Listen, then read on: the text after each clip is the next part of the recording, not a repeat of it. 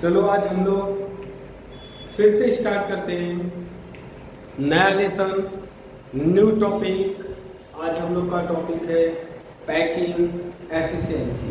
Okay, solid state lesson number first. और इसका सबसे इम्पोर्टेंट मतलब इम्पोर्टेंट टॉपिक है, बहुत अच्छा इंटरेस्टेड और इम्पोर्टेंट टॉपिक, पैकिंग एफिशिएंसी। तो सबसे पहले हम लोग पैकिंग एफिशिएंसी के बारे में समझेंगे। पैकिंग एफिशिएंसी है क्या? अब अगर हम बात करें किसी भी क्रिस्टल लैटिस का, उसमें एटम के अरेंजमेंट की बात करेंगे। हम एटम को अरेंज करेंगे, राइट? अब एटम अरेंज करने के बाद जो स्पेस बच रहा है उसको हम वाइड्स बोलेंगे, वैकेंट स्पेस बोलेंगे। और एटम ने जितने स्पेस को कवर किया हुआ है, ऑक्यूपाई किया हुआ है, उसी को हम बोलेंगे पैकिंग एफिशिएंसी। तो इसके लिए हम लोग डिफाइन लिख सकते हैं पैकिंग एफिशिएंसी का। देखो, the percentage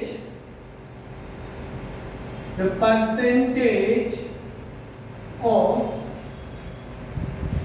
total space filled by the particles is called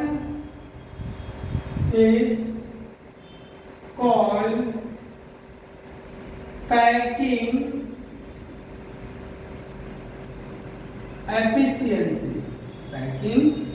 efficiency। Okay, या तो हम लिख सकते हैं, और देखो सब मैंने क्या लिखा, the percentage of total space filled by the particles is called packing efficiency। या तो हम लोग इसको पैकिंग फ्रैक्शंस की बात करते हैं, पैकिंग फ्रैक्शन भी बोलते हैं। इसके लिए लिख सकते हो, और नेक्स्ट आप क्या लिख सकते हो, the fraction of the total space filled is called packing fraction।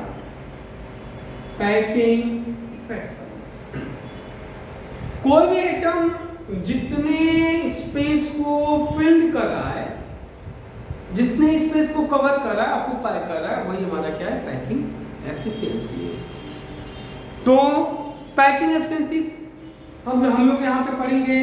Packing efficiency, देखो ये हमारा क्वेश्चन है GSEB, मतलब गुजरात बोर्ड में सेक्शन बी का क्वेश्चन नंबर फर्स्ट दिया है कि कैलकुलेट पैकिंग एफिशिएंसी इन सीसीपी। पैकिंग एफिशिएंसी इन सीसीपी मतलब इंपॉर्टेंट क्वेश्चन है, 3 मार्क्स में गुजरात बोर्ड में पूछा गया है 2022। ओके, तो इसको मैं सबसे पहले कर रहा हूं। तो मैं यहां पे लिखूंगा पैकिंग एफिशिएंसी इन सीसीपी, क्यूबिक क्लोज पैकिंग, या तो आप लिख सकते हो एलसीपी। इसमें हम लोग पैकिंग एफिशिएंसी पढ़ेंगे, जो गुजरात बोर्ड का पूछा गया क्वेश्चन है, राइट? GSEB ए बोर्ड में पूछा हुआ क्वेश्चन है कब, 2022, राइट? तो इसलिए हम बोल सकते हैं हमारे लिए बहुत इंपॉर्टेंट है, गुजरात बोर्ड वालों के लिए इंपॉर्टेंट तो है ही, और CBSE बोर्ड वालों के लिए भी इंपॉर्टेंट है ना, चाहे वो CBSE बोर्ड हो, गुजरात बोर्ड हो, या स्टेट बोर्ड, कोई भी स्टेट बोर्ड हो। मतलब मैं बस ये बता रहा हूँ गुजरात बोर्ड में पूछा गया क्वेश्चन, राइट? तो अब सबसे पहले हम लोग क्या करेंगे कि CCP का एक क्यूबिक क्लोज पैक स्ट्रक्चर बनाएंगे। तो देख लेते हैं, यहाँ पे मैंने स्ट्रक्चर बनाया है,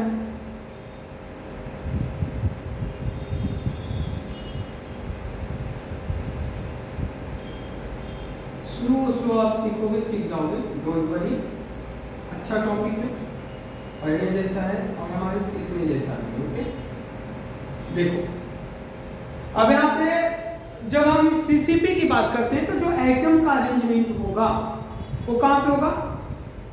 एक तो कॉर्नर पे होगा, फिर कॉर्नर से आएंगे तो फेस के सेंटर में होगा, फिर नीचे कॉर्नर पे होगा।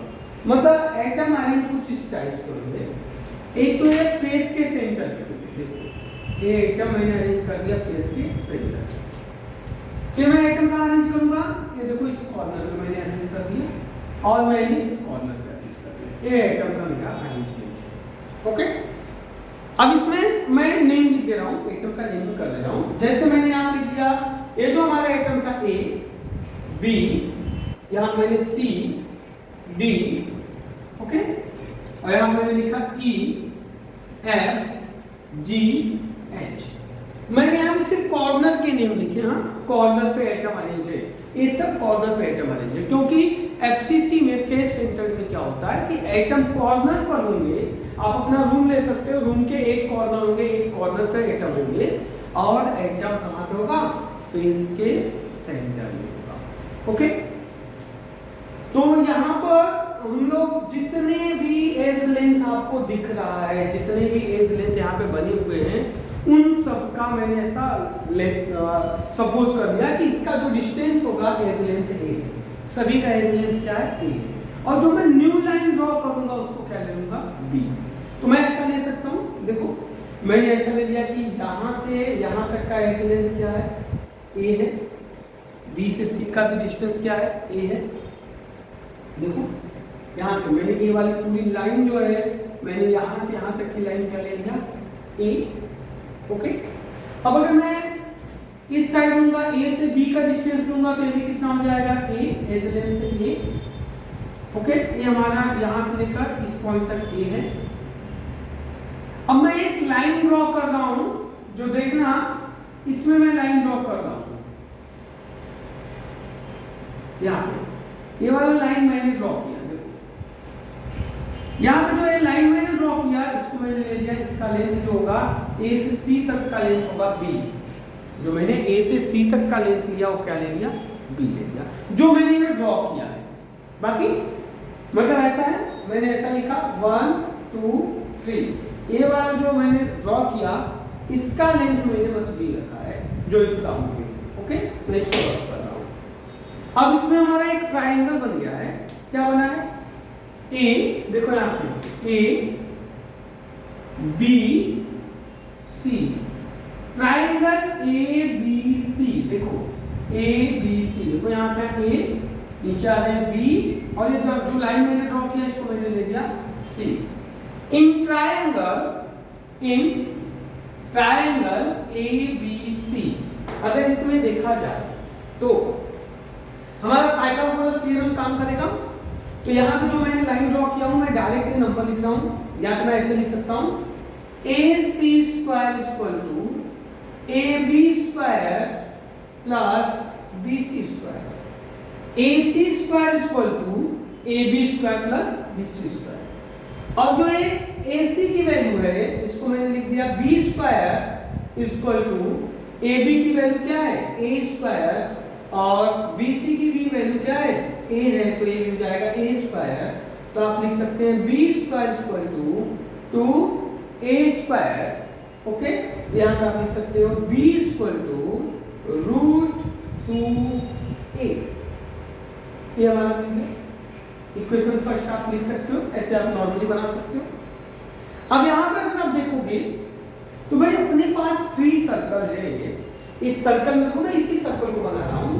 तो अभी मैं इस सर्कल 3 सर्कल में यहाँ पे 1 2 3 की बात करूंगा।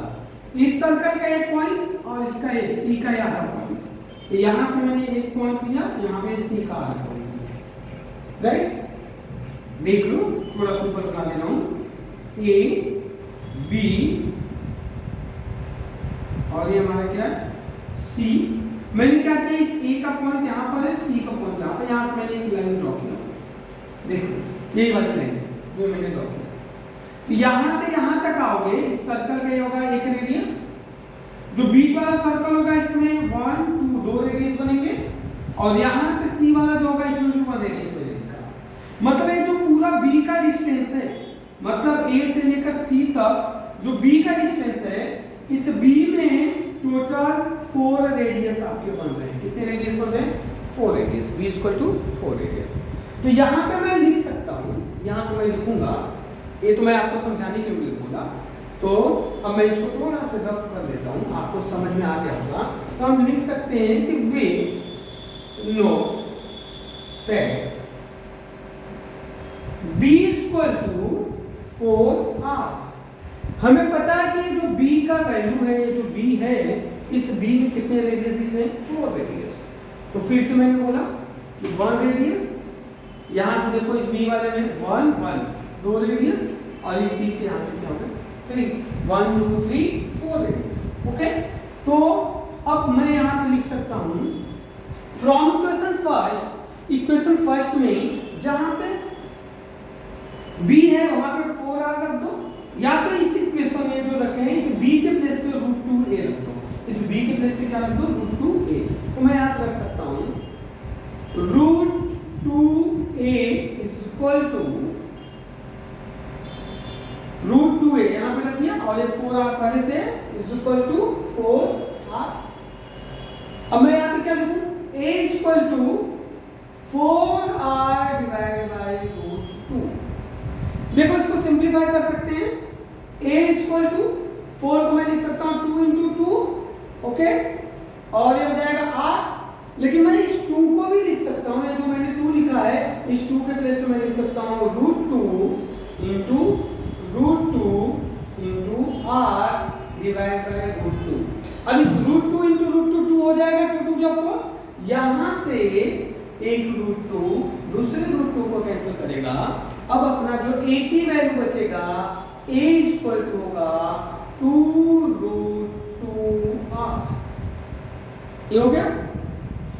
तो अब यहाँ पे हमारा आएगा टोटल वॉल्यूम ऑफ क्यूब। अब फॉर्मूला लिख देंगे, total volume of cube is equal to a cube होता है। टोटल वॉल्यूम ऑफ क्यूब की वैल्यू क्या होगा? a cube. तो a की वैल्यू आपने रखा है 2√2 r का होल क्यूब। ये हो जाएगा 2 2 जा 4 4 2 जा 8 8 2 जा 16 16√2 r क्यूब। अगर हम इसको सॉल्व करेंगे तो हमारा टोटल वॉल्यूम ऑफ क्यूब आ जाएगा। यहाँ पे फिर से मैं इसको रफ कर दे रहा हूँ, नहीं दिख रहा है।